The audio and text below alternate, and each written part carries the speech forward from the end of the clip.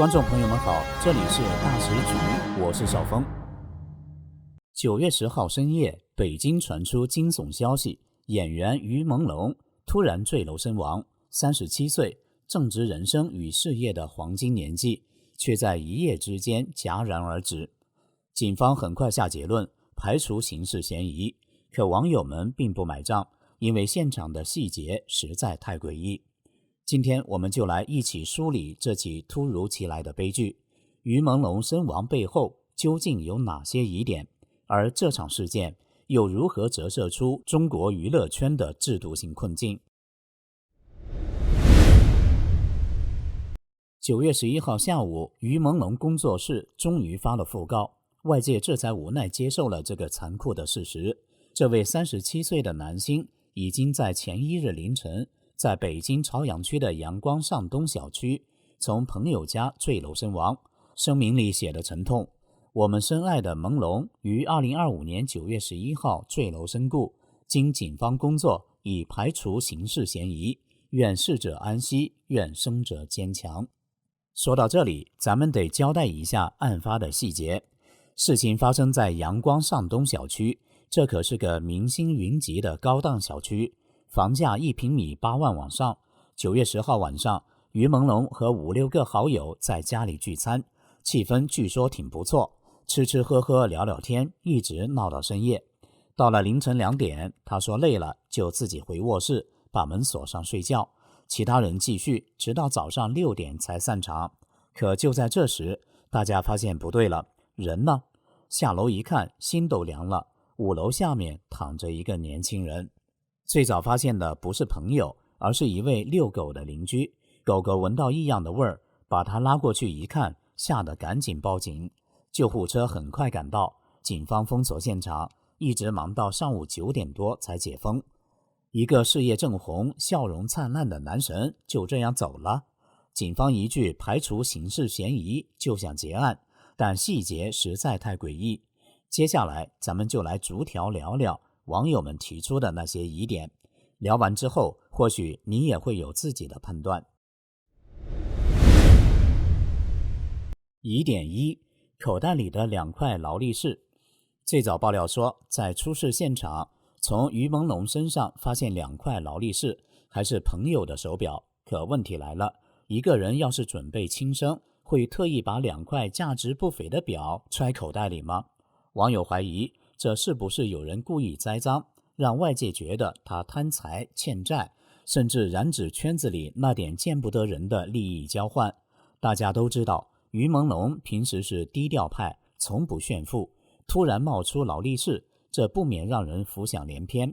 难不成一块表能换个角色，还是背后牵扯更大的猫腻？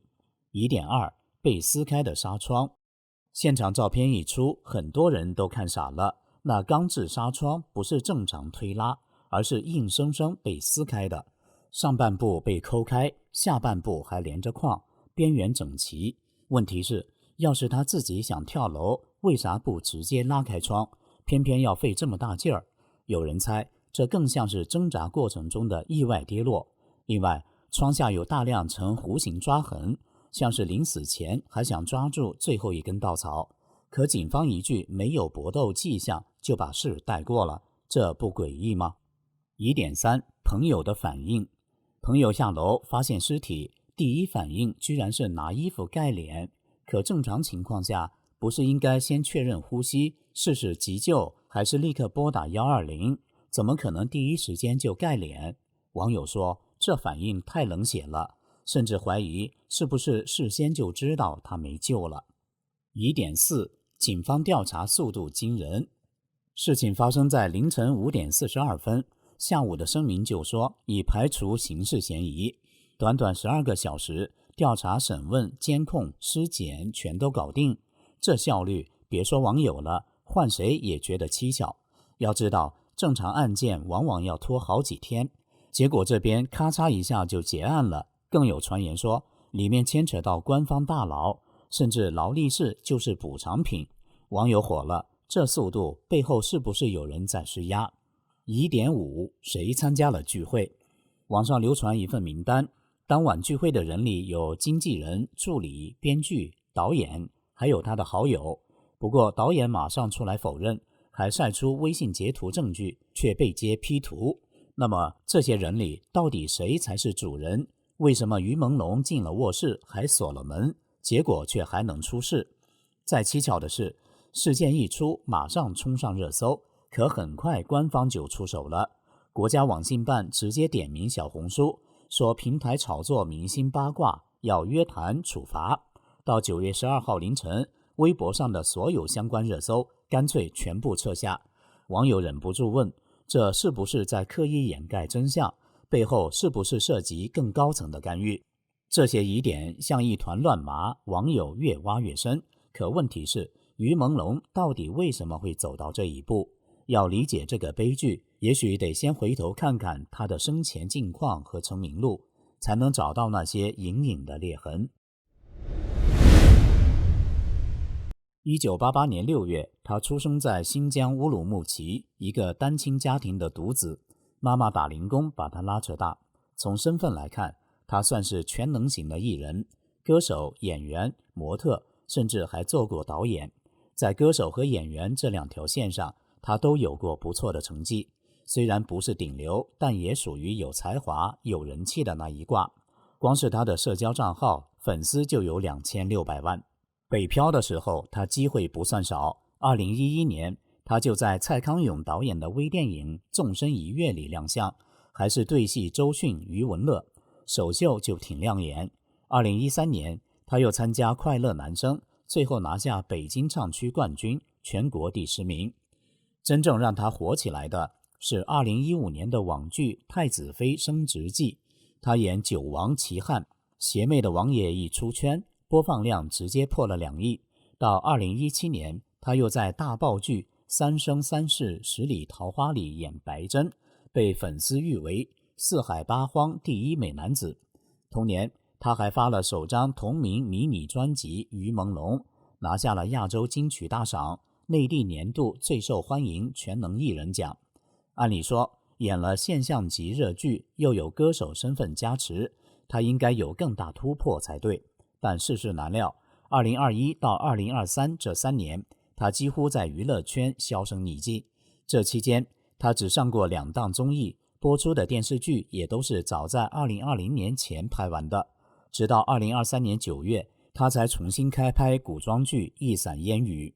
至于为什么消失这么久，网络上有种说法，他曾遭到某位有权势的女性垂涎，试图潜规则，但于朦胧拒绝了，结果付出惨重代价，被圈内封杀3年。对任何演员来说，这都是毁灭性的打击。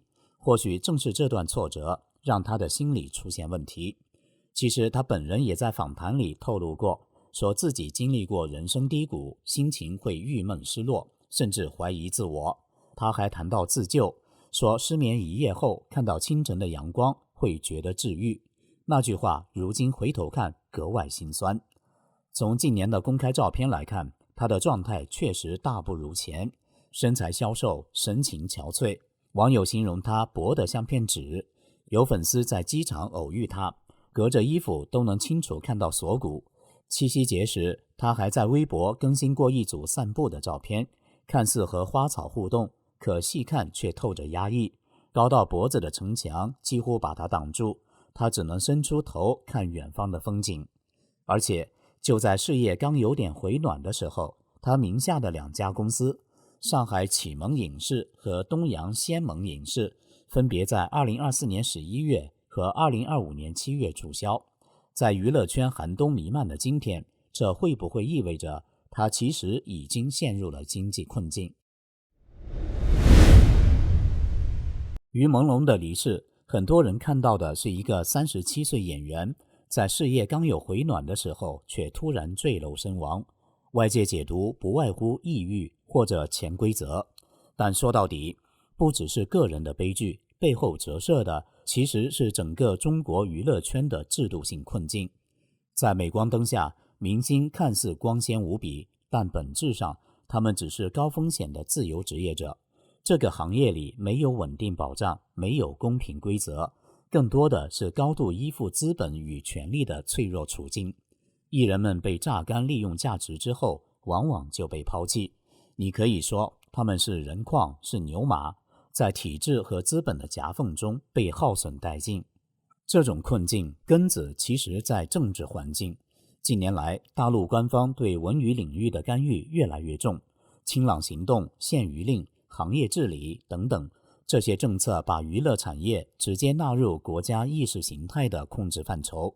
文娱不再是单纯的产业，而是政治附属品，从剧本题材到价值导向，全都得符合所谓政治正确。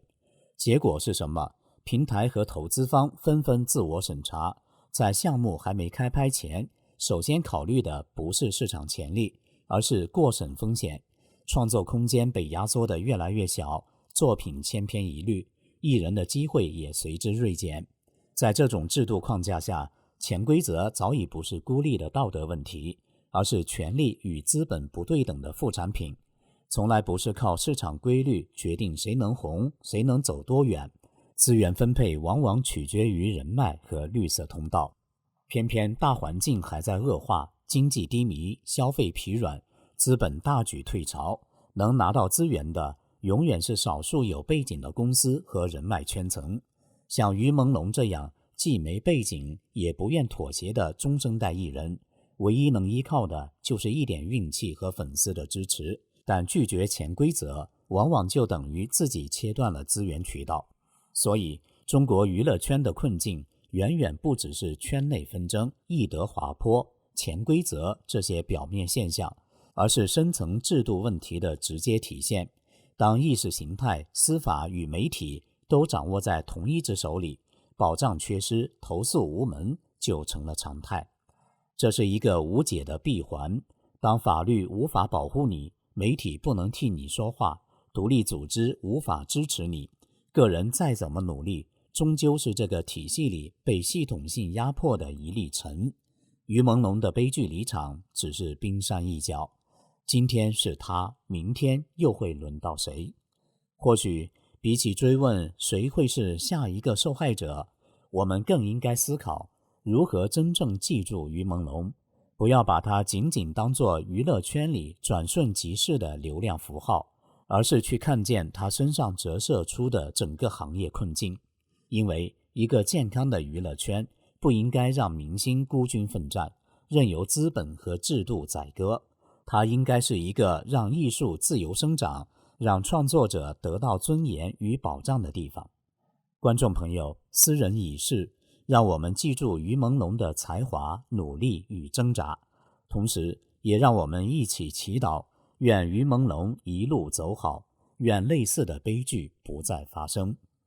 这里是大时局，感谢您的陪伴与思考，请订阅、分享并打开小铃铛，和我们一起在动荡中坚守真相，在黑暗中点燃希望。